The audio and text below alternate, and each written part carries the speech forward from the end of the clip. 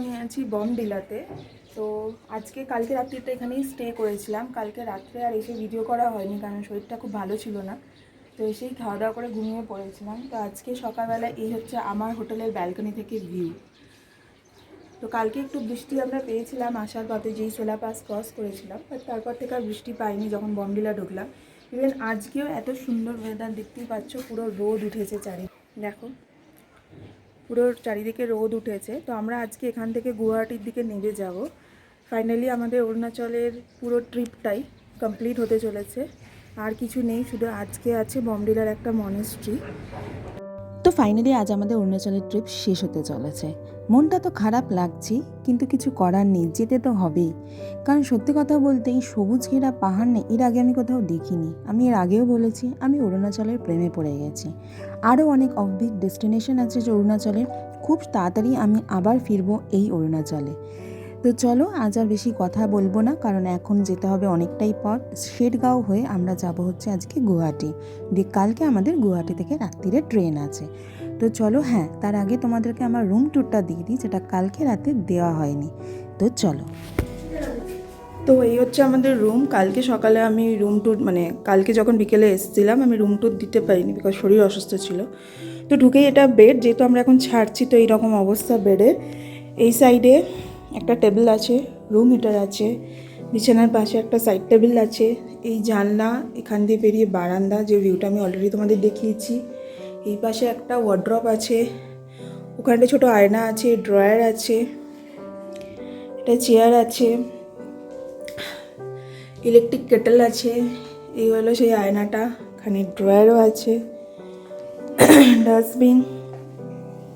আর এই হচ্ছে washroom, commode সিস্টেমও আছে, গিজারও আছে, বেসিনও আছে, আর নিট অ্যান্ড ক্লিন। আর কি চাই। আর সবচেয়ে বড় কথা, বাইরের যেটা আছে সিটিং পজিশন, এখানে দুটো রুম আর আমরা দুজনেই ছিলাম। এই পুরো জায়গাটা অনলি ফর আমরাই ছিলাম কালকে রাত্রিবেলাতে।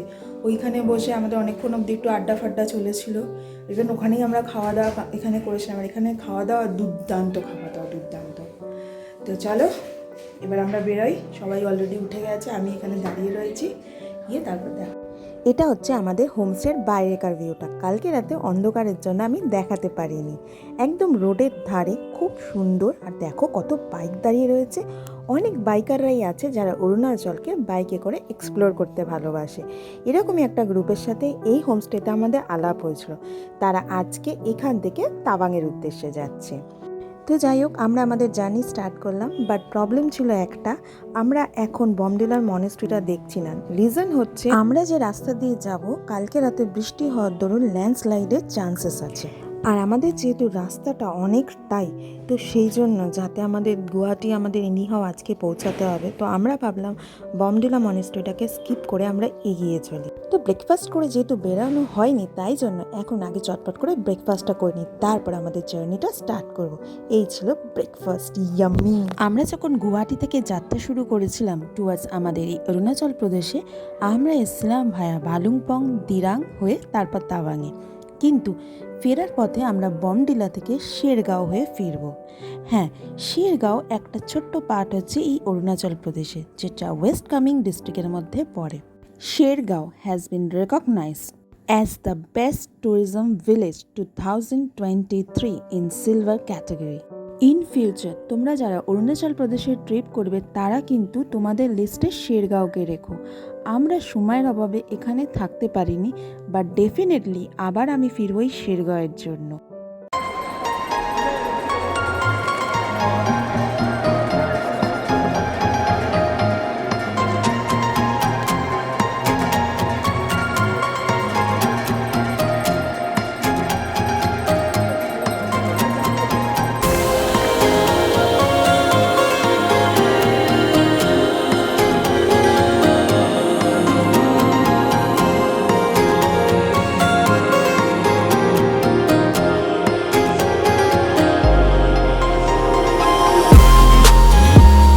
ফাইনালি আমরা শেরগাঁওতে এন্ট্রি করতে চলেছি। এটা হচ্ছে শেরগাঁওয়ের বাস স্টপ।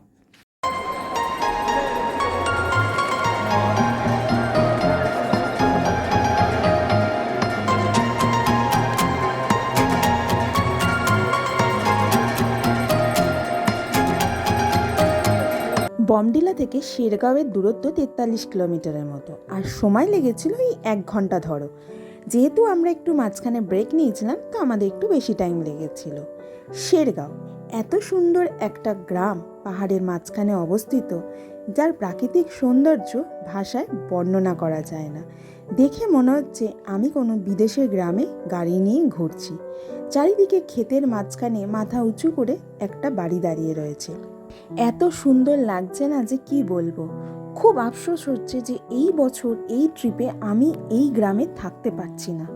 এই যে আফসোস যে কী যে তোমাদের বলবো বুঝতে পারছি না। শেরগাঁওতে অনেক কিছু দেখার আছে। পায়ে হেঁটেই তোমরা এখানে কিছু হিডেন ওয়াটারফল দেখতে পারবে, মনেস্ট্রি দেখতে পারবে, আর বুদ্ধা পার্ক দেখতে পারবে। এগুলোর জন্য তোমাকে কোনো গাড়ি ভাড়া করতে হবে না, পায়ে হেঁটেই হচ্ছে শেরগাঁও এক্সপ্লোর করা যায়। আর হ্যাঁ, শেরগাঁওতে সেরকম খুব ভালো হোটেল নেই, যা আছে হোমস্টে আর একটা দুটো ছোটোখাটো হোটেল আছে। থাকার অসুবিধা পাহাড়ে হয় না, কারণ পাহাড়ের লোকেরা জানে কিভাবে পরকে আপন করে টেনে নিতে হয়। তো এই প্রাকৃতিক সৌন্দর্য দেখতে দেখতে আমরা এগিয়ে চললাম আমাদের গন্তব্য গুয়াহাটির উদ্দেশ্যে। কিন্তু তখনও জানতাম না যে কী লেখা আছে কপালে। চলো এগোনো যাক।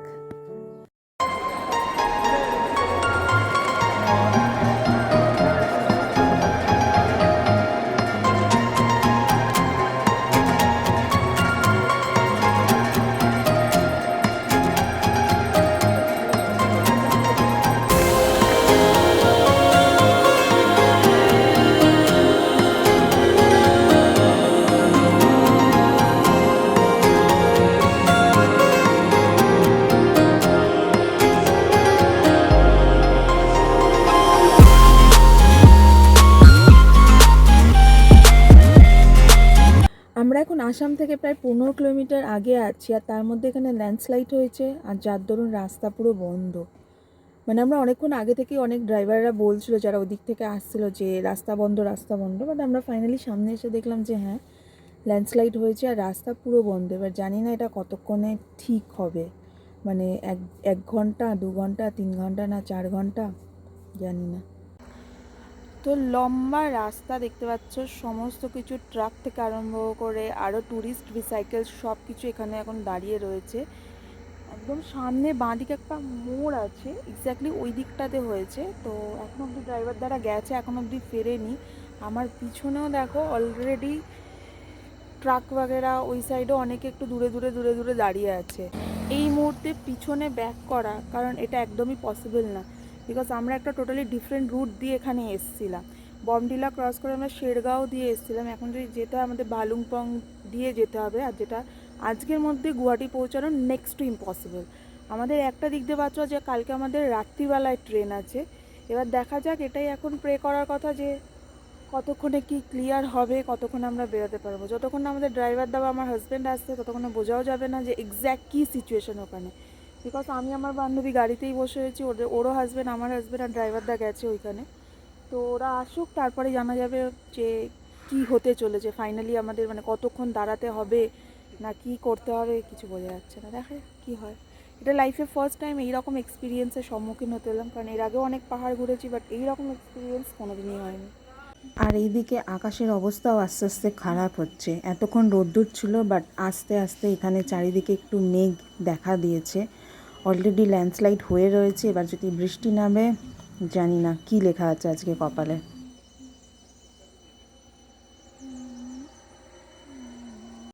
এই হচ্ছে জায়গাটা যেখানে ধস নেমেছে। ওপর থেকে পুরো নিচ অবধি দুটো রাস্তাই পুরো ব্লক হয়ে গেছে। 2-3টে জেসিপি কাজ করছে একসাথে। নিচেও মানে ক্লিয়ার করা হচ্ছে রাস্তা, তার সাথে ওপরেও ক্লিয়ার করা হচ্ছে। বাট সমস্যা হচ্ছে আকাশে মেঘ ছেয়ে গেছে। এবার যদি আবার বৃষ্টি স্টার্ট হয়, তাহলে আবার এই রোড ক্লিয়ারেন্স বন্ধ করতে হবে। আমরা যেটা জানতে পেরেছিলাম, এই ল্যান্ডস্লাইডটা আজকে ভোর রাতে হয়েছিল, এবং তারপর থেকেই কনস্ট্যান্টলি বিআরওর কর্তৃপক্ষরা রোড ক্লিয়ারেন্সের অক্লান্ত চেষ্টা করে চলেছে। বাট বারবার বৃষ্টি হওয়ার দরুন, কিছুক্ষণ আগেও নাকি আমরা আসার আগেও এখানে বৃষ্টি হয়েছে, আবার ধস নেমেছে, যার দরুন কাজে ব্যাঘাত ঘটছে। আরেকটা কথা না বলেই নয়, সেটা হচ্ছে ইন্ডিয়ান আর্মি কনস্ট্যান্ট বেসিসে এখানে আমাদের সাথে ছিল। জেসিবি রোড ক্লিয়ার করার পর তাদের গাড়ি ফার্স্ট যাচ্ছিল রোড কন্ডিশন চেক করার জন্য, যাতে কিনা ট্যুরিস্ট বা বড় বড় লরি যেতে পারে। বাট দেখো, আবার ধস নামা স্টার্ট হয়েছে।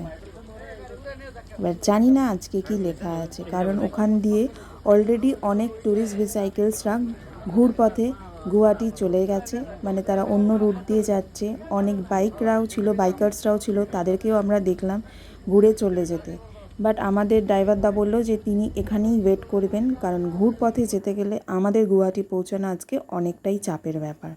যেটার ভয় পাচ্ছিলাম সেটাই হলো, আবার বৃষ্টি স্টার্ট হলো এবং কাজ বন্ধ হলো। অগত্যা আমরা সবাই এসে গাড়ির ভিতরেই বসলাম, কারণ অপেক্ষা করা ছাড়া আমাদের হাতে আর কিচ্ছু নেই।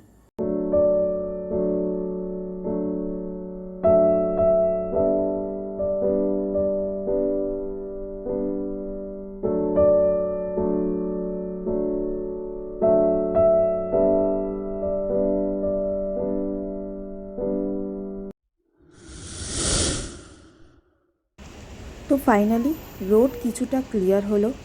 প্রথমে দুটো ফাঁকা লরিকে ওখান থেকে যাওয়ার ব্যবস্থা করা হলো রোডের কন্ডিশন চেক করার জন্য। তাও উপর থেকে হালকা ঝুড়ো ঝুড়ো পাথরের কুচি পড়ছিল। তারপর আমাদের গাড়িকে ছাড়া হলো। এরপর ছাড়া হবে যদি রোড কন্ডিশন ঠিকঠাক থাকে, কোনো অসুবিধা না হয়, তাহলে বড় লরি যার মধ্যে মালপত্র আছে সেগুলোকে ছাড়া হবে। তো ঠাকুরের নাম নিয়ে আমরা এগিয়ে চললাম এই রাস্তা দিয়ে। আর এখানে বিয়ারও সাথে সাথে আমাদের ড্রাইভারদাকেও অসংখ্য ধন্যবাদ, যার হাত এত ভালো, এরকম রাস্তা দিয়ে উনি সেফলি আমাদেরকে পার করে দিয়েছিলেন।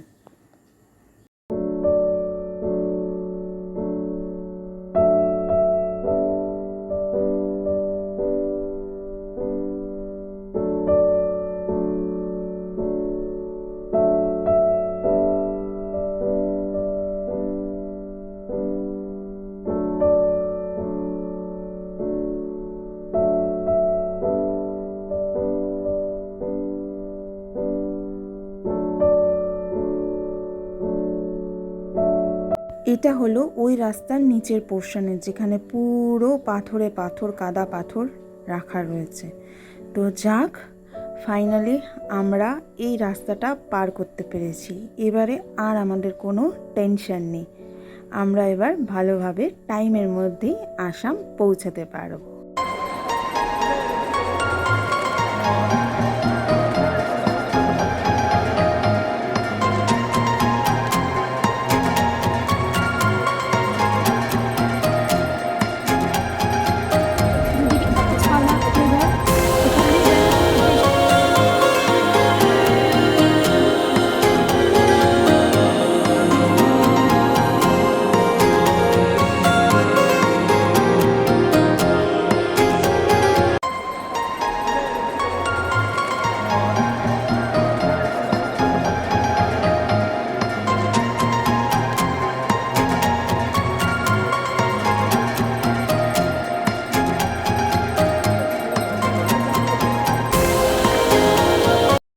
ঘুরতে এসেছিলাম অরুণাচল প্রদেশ, কিন্তু শুধু এখন অরুণাচল প্রদেশে নেই।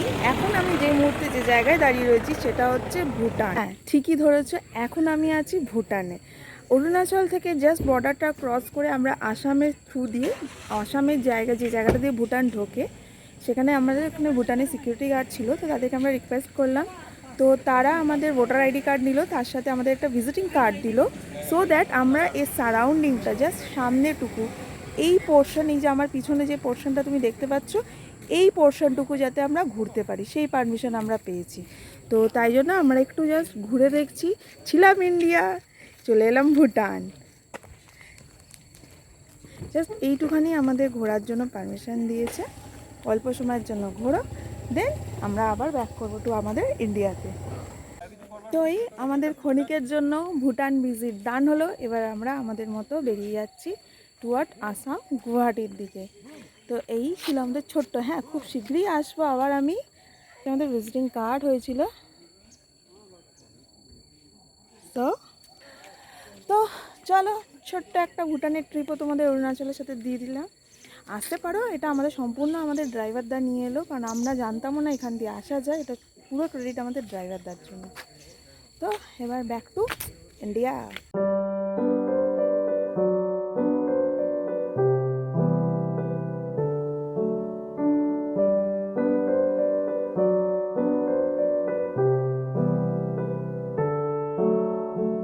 আরেকটা জিনিস দেখাচ্ছি, আমরা এই মাত্র ক্রস করলাম, আমি দাঁড়িয়ে রয়েছি এখন আসামে, এইটা হচ্ছে আমার অরুণাচল আর এই হচ্ছে গিয়ে আমার ভুটান।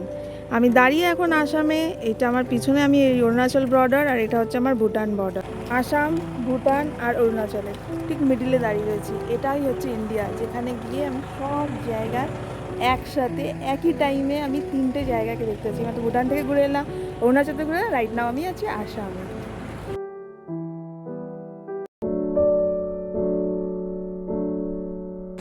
আমরা এখান থেকে লাঞ্চ করলাম, এবার যাবো হচ্ছে গিয়ে ফাইনালি আমরা গুয়াহাটির দিকে, কারণ ক্লাস লাইফের জন্য অনেকটা টাইম সেখানে ভাত খেলাম, খেয়ে নিই এবার যাচ্ছি আমরা গুয়াহাটির দিকে। তো লাঞ্চ করার পর আমরা আর সেরকমভাবে কোথাও দাঁড়াইনি, আমরা ডিরেক্ট গুয়াহাটির দিকেই রওনা হয়েছিলাম, কারণ অনেকটা টাইমই ল্যান্ডস্লাইডের জন্য আমরা আটকে ছিলাম। আর গুয়াহাটিতে আমরা যে হোমস্টে থেকে আমরা জার্নি স্টার্ট করেছিলাম আমরা সেখানেই ছিলাম। তো নতুন করে আর ওটা কি দেখাবো। হ্যাঁ, আরেকটা ডে আমাদের কাছে রয়েছে, কারণ আমাদের কালকে রাত্রিরে ট্রেন। তো কালকে সারাটা সকাল কি করছি সেটা নিয়ে আসবে এই অরুণাচল সিরিজের লাস্ট ব্লগ খুব তাড়াতাড়ি। আর এই ভিডিওটা আজকে আমি এখানেই শেষ করলাম। আশা করি ভালো লেগেছে। যদি ভালো লেগে থাকে একটা লাইক করে যেও এবং কমেন্টে জানিয়ে যেও যে কেমন লাগছে। আর যারা নতুন, please subscribe my channel. Till then, take care, tata.